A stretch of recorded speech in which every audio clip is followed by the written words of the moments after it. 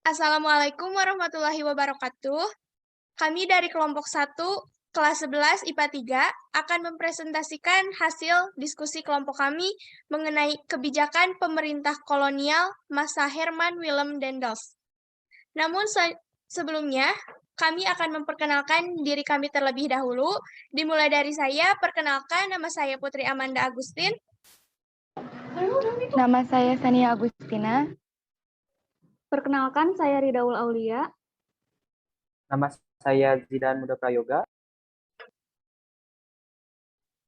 Demikian perkenalan dari kelompok kami. Selanjutnya kami akan mempresentasikan hasil kerja kelompok kami.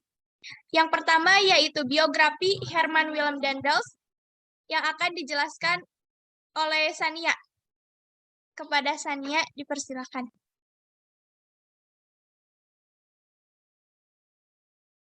Herman Willem Daendels lahir pada 21 Oktober 1762 di Hetem, Belanda, dan meninggal pada 2 Mei 1818 di Kastil Elmina, di Elmina, Ghana.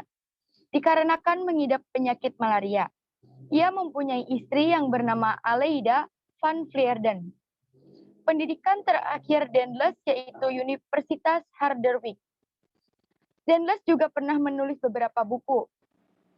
Jabatan sebelumnya sebagai Governor of the Dutch Gold Coast. Pemerintahan Herman Willem Daendels. Herman Willem Daendels adalah yang merupakan Gubernur Jenderal Perintah pada tahun 1808 sampai 1811. Daendels juga kaum patriot yang berpandangan liberal. Ia berasal dari Belanda yang sangat dipengaruhi oleh ajaran revolusi Prancis. Namun, ia selalu menanamkan jiwa kemerdekaan, persamaan, dan persaudaraan di lingkungan masyarakat Hindia. Tugas utamanya yaitu mempertahankan Jawa agar tidak dikuasai oleh Inggris. Tampaknya, Jawa menjadi sangat penting dalam mengatur pemerintahan kolonial di Nusantara, sehingga ia harus menyelamatkan dan mempertahankan Jawa. Daendels ingin memberantas praktik-praktik feodalisme agar masyarakat lebih dinamis dan produktif untuk kepentingan negeri induk Republik Batak. Tetapi, Daendels selalu bersifat diktator atau menindas rakyat dengan kekerasan, sehingga rakyat hanya mengingat kekejamannya saja.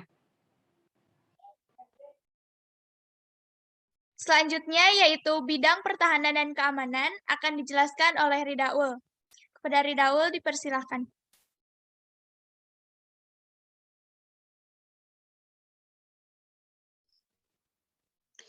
Dalam rangka mengemban tugas sebagai gubernur, Daendels melakukan beberapa langkah strategis ataupun kebijakan-kebijakan, terutama menyangkut bidang pertahanan keamanan, administrasi pemerintahan, peradilan, dan sosial ekonomi.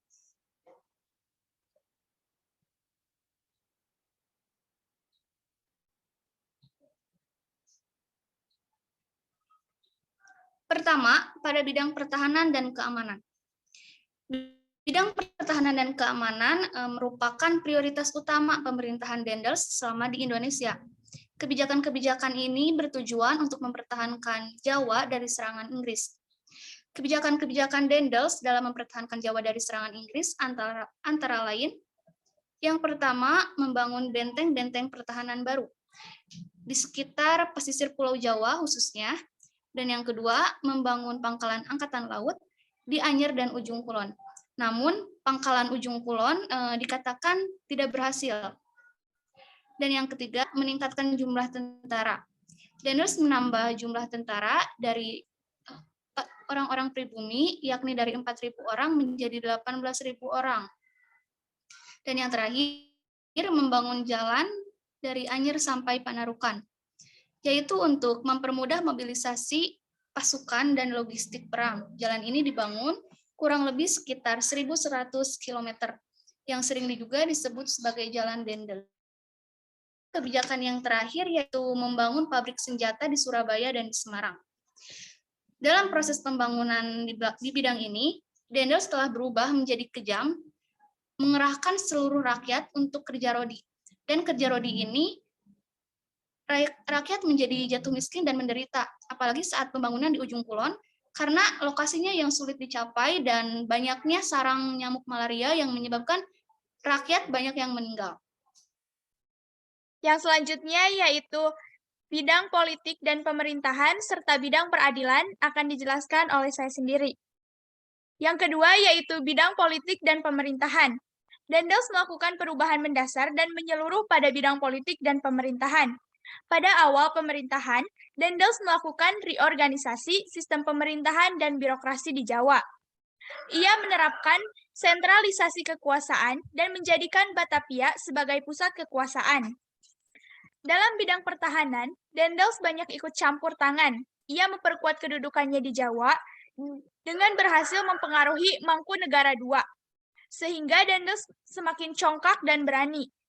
Selain itu, Dendels juga melakukan beberapa tindakan untuk memperkuat kedudukannya di Nusantara.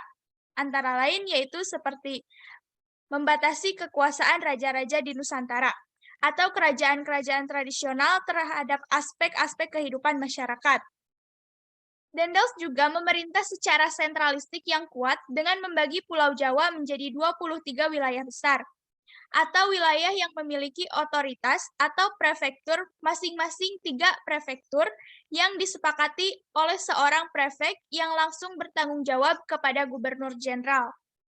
Selanjutnya yaitu Dendels juga merombak provinsi pantai timur laut menjadi 5 prefektur, yaitu Surabaya, Sumeneb, Rembang, Pasuruan, dan Gresik.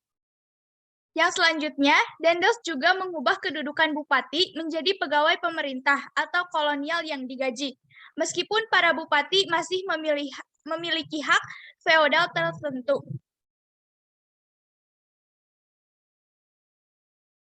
Yang ketiga yaitu bidang peradilan.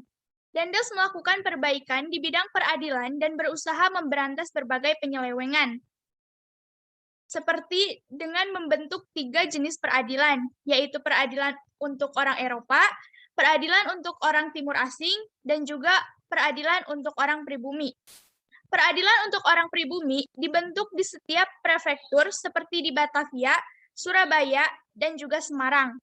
Selanjutnya, yaitu peraturan untuk pemberantasan korupsi tanpa pandang bulu. Pemberantasan korupsi diberlakukan untuk orang Eropa, Timur Asing, dan lain-lain.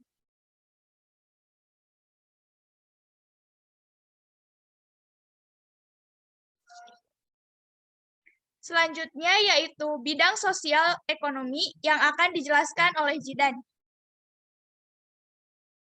Kepada Jidan dipersilakan. 4. Bidang sosial ekonomi. Dendels diberi tugas untuk memperbaiki keadaan tanah di Hindia, sembari mengumpulkan dana untuk membiayai perang. Dendels memaksakan berbagai perjanjian dengan penguasa Surakarta, Yogyakarta, meningkatkan usaha pemasukan uang, meningkatkan penanaman tanaman, rakyat diharuskan melaksanakan penyerahan wajib hasil pertanian, melakukan penjualan tanah-tanah kepada siswa. Selama masa pemerintahan Dendels, rakyat mengalami kemiskinan dan penderitaan sehingga timbul kebencian. Kebencian tersebut memicu pertentangan baik dari rakyat maupun pemerintah kerajaan. Karena tindakannya yang otoritas, Louis Napoleon menarik Dendels kembali ke Belanda pada 18 September 1811 dan digantikan oleh Gubernur Jenderal Jensen.